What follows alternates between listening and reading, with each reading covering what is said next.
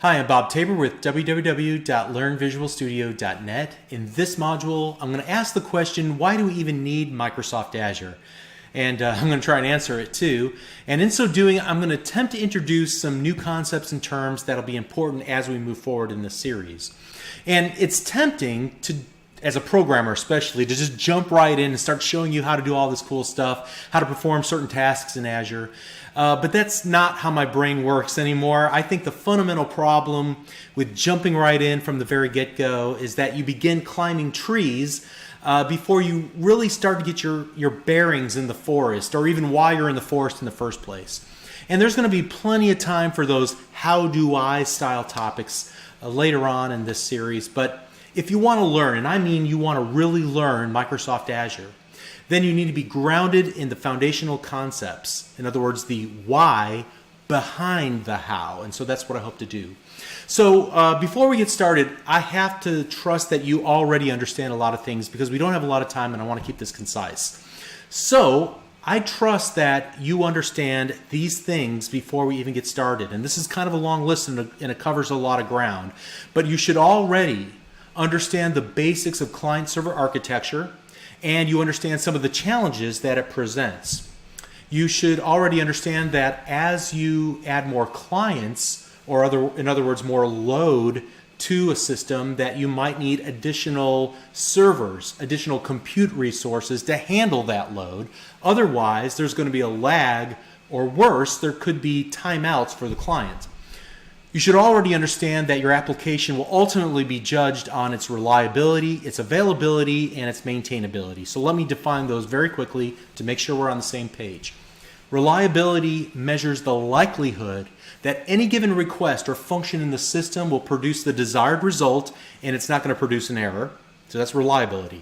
Availability measures the likelihood that a system is up and running and that it's ready to handle a request at any given time and it's not going to time out. So that's availability. And then thirdly, maintainability measures the relative ease to restore a system back to a running state should it ever break down. Maintainability.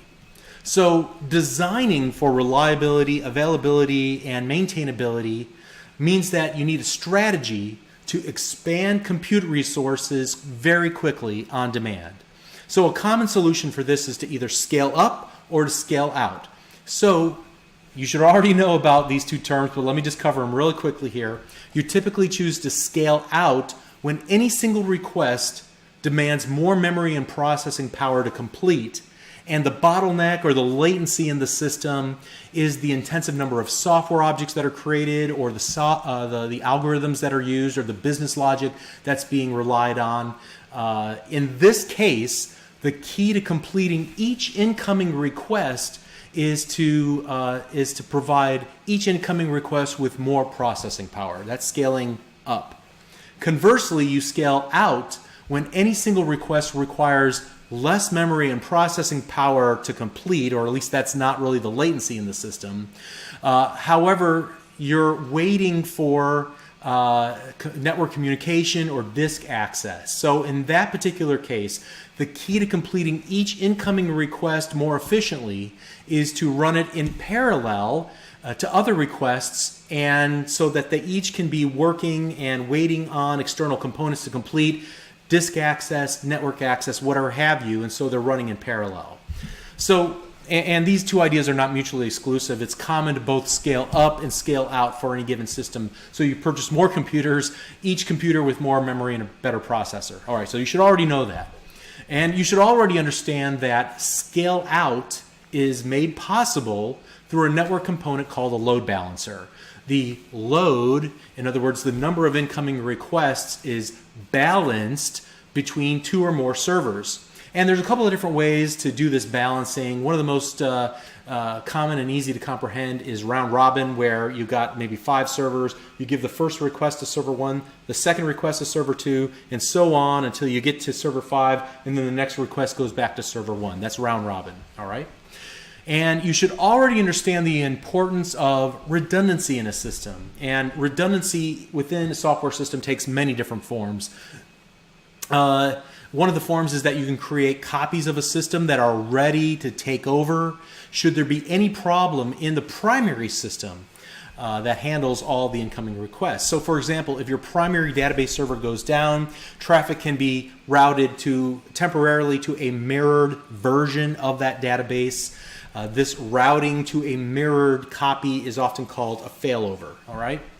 You should also understand that you can also gain redundancy by using a technology called clustering, which involves using multiple physical server machines, and then you tell the operating system that you want to treat all of those machines kind of as a single unit. So now these individual machines are all appear to the operating system to be a single machine. So if the hardware fails in any one of those, there will be little or no downtime because it's just automatically routed to the other hardware to handle a given request. Whenever that other component of the cluster comes back online, it can be given responsibilities in the system again. You should already understand that redundancy can be introduced for an entire data center, so that if one data center goes down, network traffic will fail over to a geo-redundant version of the data center. In other words, somewhere across the town or across the world, you've got a copy of the data center and you can route all incoming traffic to that other data center to handle the load. And finally, you should already understand the value of virtualization and how you can quickly give applications or websites that are experiencing an unusually heavy spike in requests by simply copying the virtual machine file, literally, creating copies of that to a cluster of hardware that's managed by software called a hypervisor.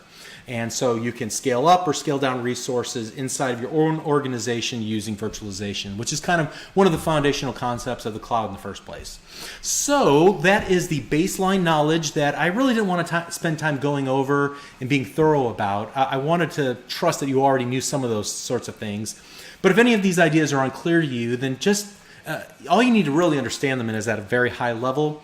But you might want to take a few minutes, look at these terms in Wikipedia. It's often a great place to get a quick overview.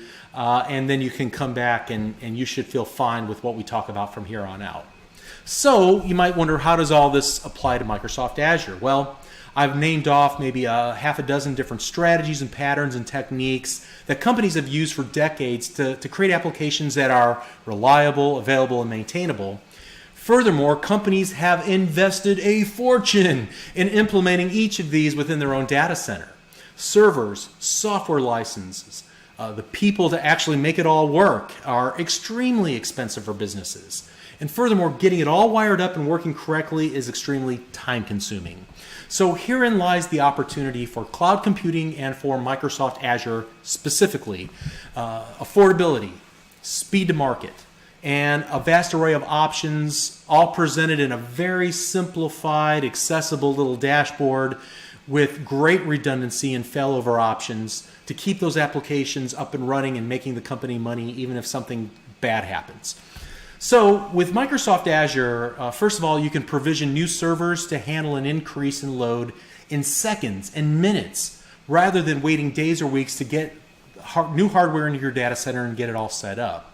It's so easy to do this, in fact, that I taught a high school kid how to do this in just a few minutes. Super easy. Also, with Azure, you can scale back down when you no longer need those compute resources. So that's something that you can't easily do when you own your own server farm with your own physical servers. And in most cases, with Azure, you can do this automatically without human involvement. So you can set up these rules, these thresholds of when it gets to this saturation level in terms of memory or network access or processor utilization. Then Azure can take care of the rest. It can spin up new instances of your application and new virtual machines, or it can increase the hardware that's required to do that by increasing from a small compute instance to a medium or a large instance. You have a lot of options in that regard. Also, load balancing, like we talked about a moment ago, it's baked into Azure services. It requires very little configuration. Redundancy, it's baked into Azure at various levels, from something as simple as failing over within the same data center to failing over to dozens of different data centers around the world. And if your company's already using virtualization, you can leverage existing investments and increase the computational capacity of your virtualized farm without having to buy new hardware. You just upload your virtual machines into Microsoft Azure and host them there and scale them out as you need to. And with Azure, you don't have to totally buy in and completely convert to Azure. You can ease into the short end of the pool, and you can use a hybrid approach. You can have some on-premises components of your application architecture and some Azure-based components, and they can all work together and talk to each other. All right. And best of all, from a business perspective, you didn't have to spend millions of dollars to get all this, and you don't have to spend millions of dollars to just get started. You can start for free, usually, in just a matter of moments, and test the waters before you jump in with both feet. And it's because of all of these reasons that I'm confident, all things considered, that utilizing Microsoft Azure is probably the most cost-effective way to implement these things rather than building your own data center to accomplish these things. Now, I know for a fact that some people would bristle when I suggest that, but businesses always need to consider the trade-offs. First of all, from a people perspective, should you spend time and money building employee competency in low-level infrastructural pursuits like provisioning, maintaining, patching, repairing hardware, and so on, instead of investing in some higher-level business problem that'll actually make the company money? From a hardware perspective, do you want to take on the expense of building out a data center? Do you want to invest in the hardware to meet the growing demand, or just a temporary spike in demand? Or can I spend that time and that money somewhere else where it makes more sense for my company? Do I provision enough servers to handle a future demand that we can't predict? Or do I provision enough servers just to meet today's demand and risk the possibility that I can't meet tomorrow's demand and I'm going to have frustrated customers or users? Either way, I'm going to be wasting money or making somebody mad, right? So in addition to all of these sorts of things, in addition to the scaling story, the redundancy story, the failover story, Microsoft Azure introduces new and in some cases more elegant ways of doing things that we've done in the past, of doing old things. In other words, it gives you, the software architect or the system architect, more architectural options as you design your applications. And furthermore, there's typically not just one new way to do something, but several different Microsoft Azure services or technologies that could be leveraged to address any given need. And usually which option you wind up choosing greatly depends on how much control or responsibility that you want or that you need to take on. We'll talk about that more here in an upcoming module. And finally, I think it's important to point this out too, that I've been talking primarily about scenarios for larger companies, but Microsoft Azure has something for everyone. From the one-man startup like me to a Fortune 500 company. In fact, half of Fortune 500 companies use Microsoft Azure in some capacity, and a growing list of startups take advantage of the BizSpark program. You may have heard of that. It gives them access to Azure for free up to a certain point, and then it's discounted from there on. So as a small business, you have access to the kind of compute, storage, failover and big data analysis capabilities that large companies have been using for years to keep you down, all right, as their competitive advantage against you. So to recap, in most client-server applications, there's a varying demand for compute and storage resources. And this could be due to seasonal demand, due to some business constraint, or just due to the growing popularity of your website or your applications within the organization. And in the past, companies have had no choice but to heavily invest in hardware and software licenses, invest in manpower in order to scale up and scale out to meet those needs. And despite spending a lot of time and money, there was typically a potential gap in time between the moment that a need surfaced and the moment where new servers were actually provisioned and deployed to meet that need. And that gap in time led to frustrated users. It led to missed opportunities and sales lost and things of that nature. But now, cloud computing with Microsoft Azure provides another option to bridge that gap. In just a matter of minutes, Microsoft Azure can be tapped to handle an unexpected spike in compute cycles or storage capacity, and businesses then only pay for what they use on in typically a minute-by-minute basis or a megabyte-by-megabyte basis, whatever the case might be. Furthermore, businesses can benefit from Microsoft's investments in redundancy, even geo-redundancy, as well as failover and caching and storage and machine learning and authorization services and a lot more without having to spend the money or build the competency to build that out themselves. So hopefully I've answered the question why Azure in a very concise way.